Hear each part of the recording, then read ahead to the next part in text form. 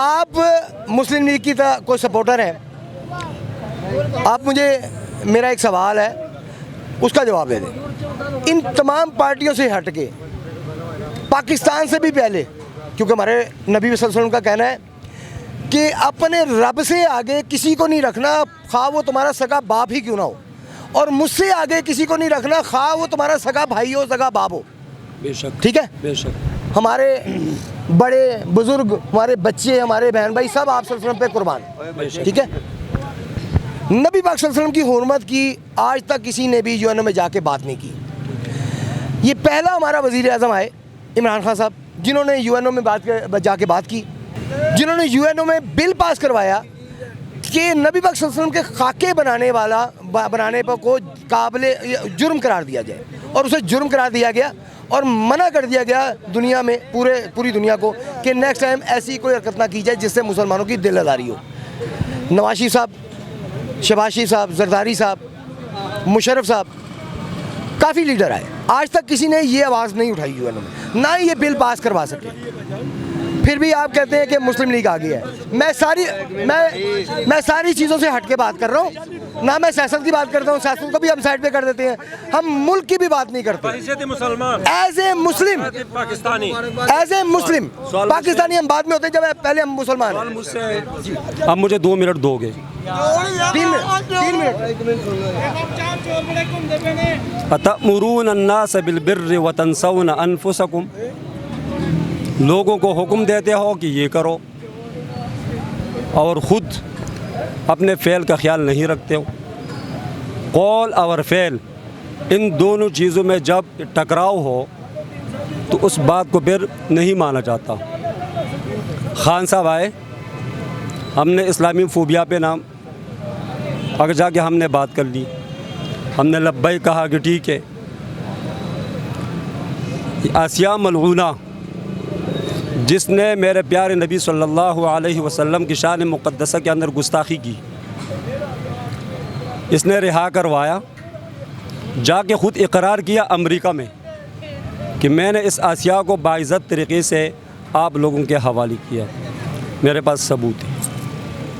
یہی خان صاحب 2013 کے الیکشن سے پہلے ڈاکٹر نادیہ رمضان پاکستان سے چلتی ہے اور مسرور قادیانی ملعون لعنتی وفد کی شکل میں جا کے ان سے وہاں پہ ملاقات کرتے ہیں, ان سے عرض کرتے ہیں کہ ہمیں پاکستان کے اندر سپورٹ کرنا, ہمیں ووٹ دینا. 2 پھر برطانیہ کے اندر الیکشن ہوتا ہے میئر کا, یہ جا کے صادق خان کے مقابلے میں زید گولڈ اسمتھ کے لیے 20 دن وہاں پہ ووٹ مانگتے ہیں. ابھی جلسہ ہوا ملتان کا, اس نے رات کہاں گزاری, قادیانی کے گھر گزاری. جو میرے نبی کے دشمن قادیانی کے ساتھ روابط رکھیں, کیا اس شخص کی بات میں مان سکتا ہوں؟ آپ مان سکتے ہو؟ کیا اس شخص کو آپ ایک اچھا لیڈر کہہ سکتے ہو؟ پوری کائنات, پوری دنیا. اچھا, ابھی آپ نے کہا کہ ملتان میں وہ ایک قادیانی کے گھر رہے, آپ اس کا نام بتا سکتے ہیں قادیانی کا؟ جی, فضل نام ہے, ٹھیک ہے. ملتان میں کس جگہ کے رہائشی ہے وہ؟ خاص جگہ کا نہیں پتہ. باقاعدہ طور پہ اس کی تحقیق ہوئی, پھر تحقیق کے بعد وہاں سے یہ خبر جاری ہوئی, ٹھیک ہے. ہم ثبوت کے ساتھ بتا سکتے ہیں کہ شاہ محمود قریشی کے گھر 1 گھنٹہ یہ ٹھہرا اور جا کے پھر وہاں پہ ٹھہرا. میں یہ نہیں کہتا, یہ اپنی بات کی وضاحت کر دے, ہمیں کوئی شکوہ نہیں. ہاں, اگر حضور صلی اللہ علیہ وسلم کے شان کے لیے یہ مخلص ہے, ٹھیک ہے, تو ہم اس کے جوتے چاٹنے کے لیے تیار ہیں. پوری کائنات میرے نبی کی قربان. بڑی اچھی بات کیجیے آپ نے, اس پہ میں مزید بات نہیں کروں گا کیونکہ آپ نے بہت ہی صاف ستھرے اور اچھی الفاظ میں بات کی ہے, جواب دیا ہے. اسرائیل جس کا قرآن پاک میں ذکر ہے کہ یہود و نصارہ تمہارے دوست نہیں ہو سکتے, قرآن پاک میں ذکر آ گیا, اللہ کی ذات پاک فرما رہی ہے کہ یہود و نصارہ سے دوستی مت کرو, جس کا مفہوم ہے یہ تمہارے دوست نہیں ہو سکتے. نواز شریف صاحب اتنی زیادہ ماشاءاللہ ان کی دوستی انڈیا میں, وہاں سے انڈیا سے پرائم منسٹر اٹھ کے آ رہا ہے ان کی شادی پہ, ٹھیک ہے, انہیں آ کے چادر جو ہے شال بھی دے رہا ہے تحفے میں. اب اسرائیل وفد جا رہا ہے اور اسرائیل کے صدر نے اس بات کی تصدیق کر دی ہے، اس نے تصدیق کر دی ہے کہ وفد آیا اور مجھے بڑی خوشی ہوئی ہے ان سے مل کر۔ اور اس وقت کس کی ہے جماعت، اور اس وفد کے ساتھ پاکستان کے یہ ٹی وی چینلز پہ چل بھی رہا ہے اس وقت کہ پاکستان کے ایک چینل کا تنخواہ دار بندہ بھی ساتھ تھا اس وفد میں۔ بات یہ ہے 2 بندے وہاں پہ گئے امریکہ سے، اگر نواز شریف اور یہاں سے بھی گیا ایک چینل کا بندہ، سنیں، اگر یہ کام شہباز شریف کرے یا نواز شریف کرے نام نہیں یا بتایا گیا، نام بتایا نہیں گیا اس لیے میں نام نہیں بتا سکتا، نام نہیں بتایا گا، بس یہ کہا گیا کہ چینل کا تنخواہ دار۔ دیکھو آپ کے سوال کے 2 جز ہیں، جواب ان سے ہے۔ آپ کے سوال کے 2 جز ہیں۔ پہلا سوال آپ کا یہ ہے کہ یہ ہمارا انڈیا ہے، ان کے ساتھ انہوں نے خود اپنے تعلقات کیوں رکھے۔ ایک سوال آپ کا یہ، انڈیا ہمارا پڑوسی ہے، پڑوسی بعد میں آتا ہے، اسلام میں یہ نہیں کہا گیا۔ ایک بات سنیں، دیکھو اسلام میں آپ کو اس بات سے منع نہیں کیا گیا کہ آپ کسی کافر سے خود اپنے تعلقات نہ رکھو، لیکن اگر وہ کشمیر پہ ظلم کر رہا ہے اور سب کو نظر آ رہا ہے پھر اسے تعلق رکھنا جرم ہی ہے اسلام میں۔ بتا رہا ہوں، یہی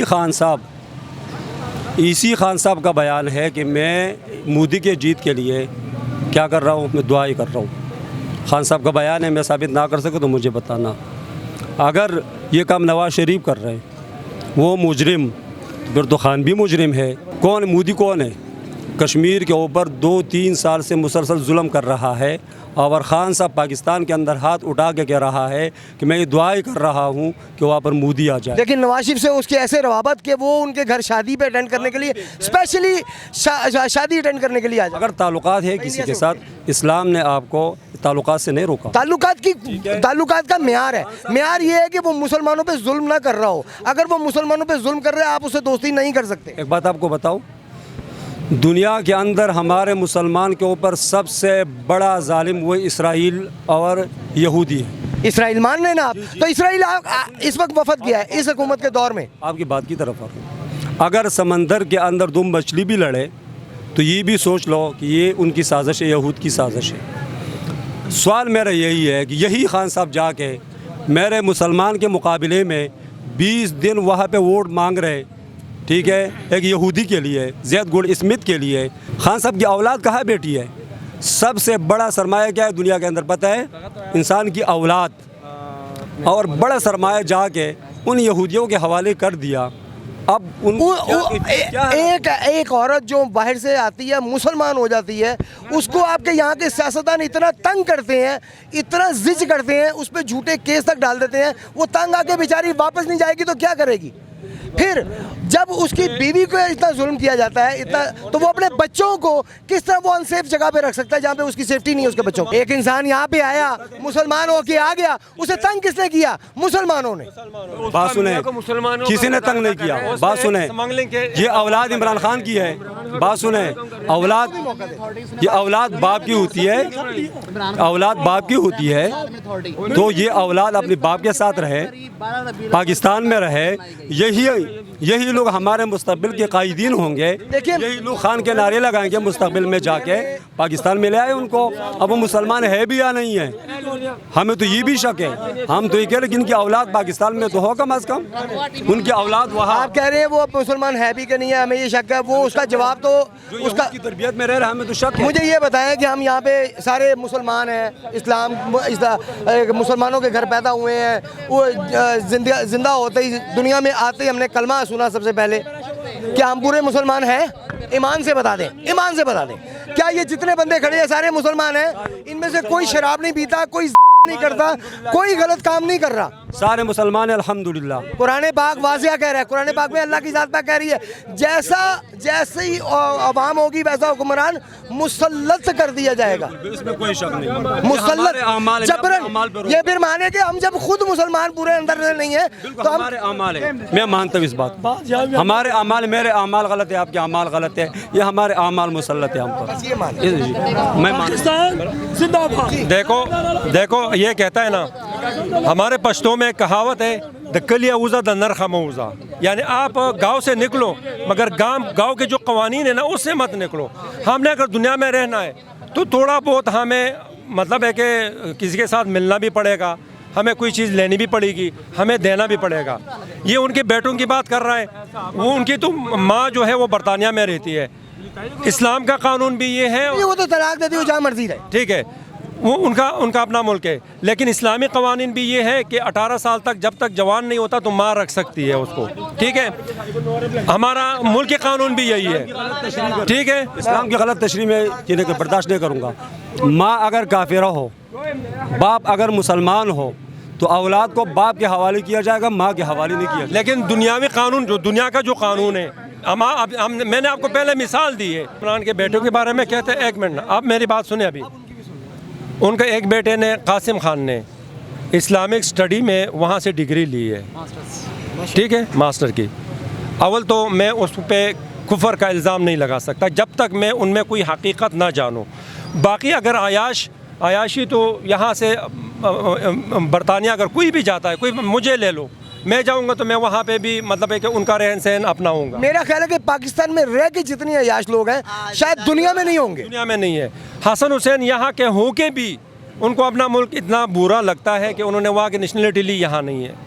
ٹھیک ہے, باپ کو بھی ادھر بلایا, باپ بھی وہاں پہ گیا. اگر آپ لیڈر ہو تو آپ اپنے عوام کے ساتھ یہاں ہی مرو. نیشنلٹی لینا واقعی نہیں بنتا, ان کا چاہیے کہ یہاں کی اور نیشنلٹی. حسین باہر ہے, انہیں پاکستان کی نیشنلٹی پسند نہیں ہے. ابراہیم جو ہے وہ کیا نام ہے, پاکستان میں پھر رہے لوہری کے اندر, گلیوں کے اندر. دیکھو ضروری نہیں ہے کہ اب 18 سال پورا کر کے اور پھر جہاز میں بیٹھو کہ وہ میرا تو ایک دن اوپر گیا, میں نے پاکستان جانا ہے کیونکہ میں مسلمان ہوں.